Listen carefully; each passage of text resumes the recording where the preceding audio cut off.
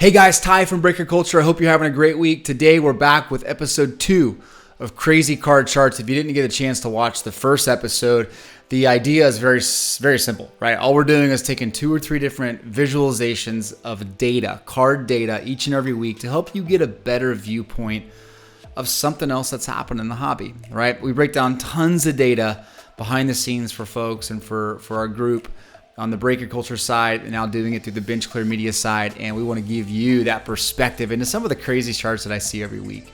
And today is no exception, and we're going to break down 3 card charts. 2 of them are related to kind of that macro point of view in the basketball card world and the baseball card world. I'm going to look at 2012 to 2019-20 Prizm Silvers and show you kind of what I think is some worrisome stuff happening behind the scenes. And then I'm going to parallel that with what's happening in the 2019, so last year's baseball card wax data. So we'll look at Hobby Box data and show you how there's a little bit of a connection between some of the data flow and what's happening with sales data there, okay? We're going to do that. The third thing is I'm going to real quickly show you what's up with Project 2020. And let me just say this is probably the last chart I'm going to show on Project 2020 for a long time, unless something changes. The secondary market has absolutely collapsed. It's done. It's toast. Don't waste your time on it, I guess is the very simple way of putting it. But I'm going to show you just real quickly a chart that demonstrates just how it's collapsed, both from a volume and from a sales perspective. And look, Topps could have done things so differently to make this one of the great sets that Topps has kind of put out spur of the moment. I shouldn't even say that. They probably planned really well for this thing, but they missed the mark. They had an opportunity, and it's completely collapsed on the secondary side. So I'll show you real quickly on that. But before we dive into the charts today, I want you to do something for me. Please click the subscribe button right here and be alerted when all of our new episodes come out. We've got all kinds of stuff in the hopper that we're working on that I think you're gonna like. But it's important for us to have the audience to deliver it to. And of course, if you don't like this, or if you do like it, click the like or dislike button. Let me know what you think, because we want to put out content that is helpful for you. So please comment below, like, dislike, and let's break down some card charts and have a good time. All right, thanks for watching. See ya. All right, so we're going to start by breaking down Project 2020. I'm not going to spend too much time on this, but I want to show you this because I think it's important. Project 2020 has absolutely collapsed. It went parabolic for basically a week and a half, and everything that you thought could go wrong has gone wrong. You can see here, you're looking at a chart that shows cumulative sales. We showed this last week. I'm not going to spend too much time on it, but you can see the blue line showing cumulative sales, and it has continued to drop every single day, and it is back to basically early May prices, combined prices, and you can see volumes dropped off considerably. It's back to mid-May volume. The secondary market's done. It is done. I would venture to guess that it will not come back. So that's Project 2020, the quick update. A lot more in the Discord. You can jump in there. We can chat about that. Now let's talk about what I think is one of the more fascinating charts, and that is 2012 to 2020 Prizm basketball volume. So this is showing volume for the last year. This is back to August 2019, showing daily transaction volume for all PSA 10, BGS 9.5 silvers. And this is crazy because this is real data, right? This is showing the amount of activity, stripping away prices, just showing activity. And I think volume, like I've talked about many times on our Patreon and our Discord, volume is one of the most underrated factors when it comes to figuring out the strength of a market. Market was strong heading into the beginning of the year, and it was strong all the way up into mid-March. This is mid-March right about here. And then we saw some crazy stuff happen, right? Well, if you overlay that with cumulative sales, so again, looking at it from the perspective of volume with the total amount of sales per day. So you would suspect that it would eventually go down, right? Because as the volume drops, the total amount spent drops as well, right? Well, it does. It's a little bit lagging. It lags usually about a week or two behind from when it moves. And you can see here that it eventually caught up, and you can see the total amount sold has dropped considerably. Now, what's crazy is that doesn't tell the whole story, right? The whole story can be told better when you look at the average price spent.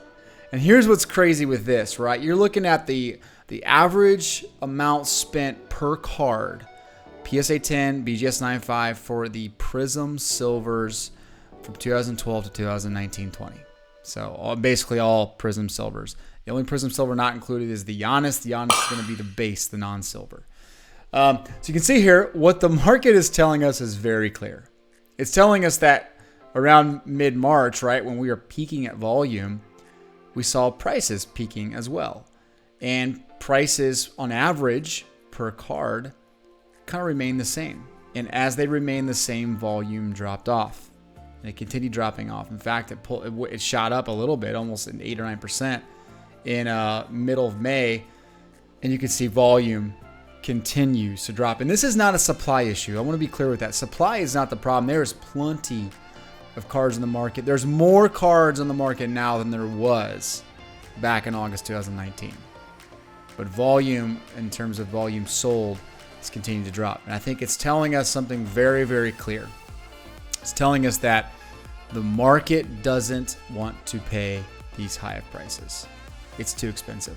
It is too expensive to pay these prices, and so the market's saying, hey, look, I'm out. Like at these prices, I'm not paying it. So if you look at that from that perspective, I think it tells us something pretty interesting. It tells us that the range we should be looking at for prices to potentially pull back is somewhere in this range before we saw that massive bump, and when we see kind of volume in that same level, that's a 25 to 40% drop in prices.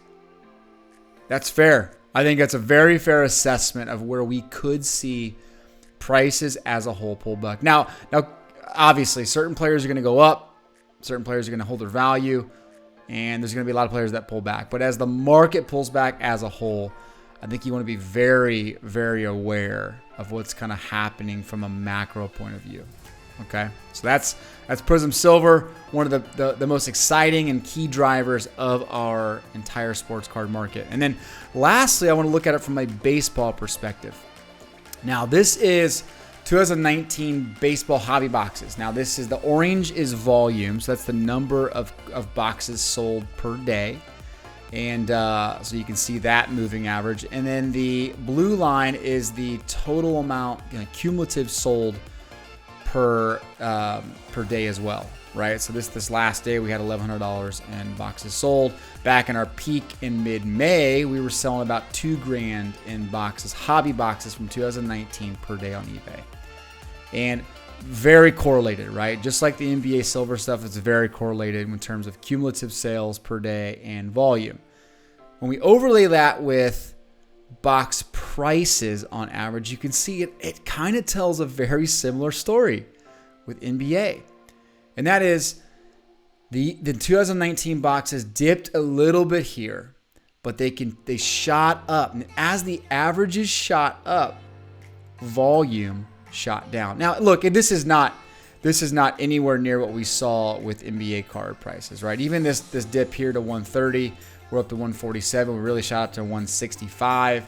That's 10 to 20% somewhere in there, which is substantial, right? But on average, you're seeing these prices go up, but volume go down. And again, to be very clear here, this is not a supply problem. There's plenty of inventory to go buy boxes, but what happens is sellers see prices go up, and they're not willing to drop their prices.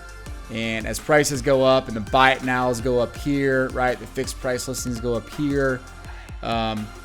You see demand drop, and you can see people not as interested in buying the amount of cards. So we're in baseball.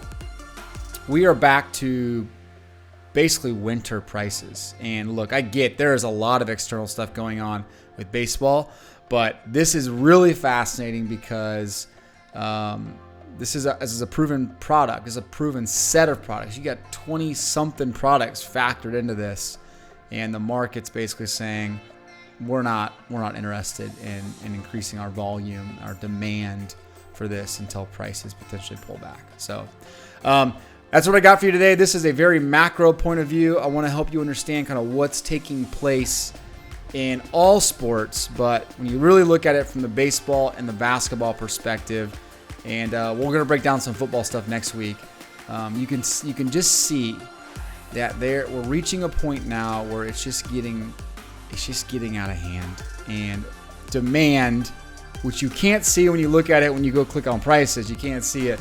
When you look at it behind the scenes, it's telling a very clear story that we're overpriced, and there should be a pullback coming. So just be aware.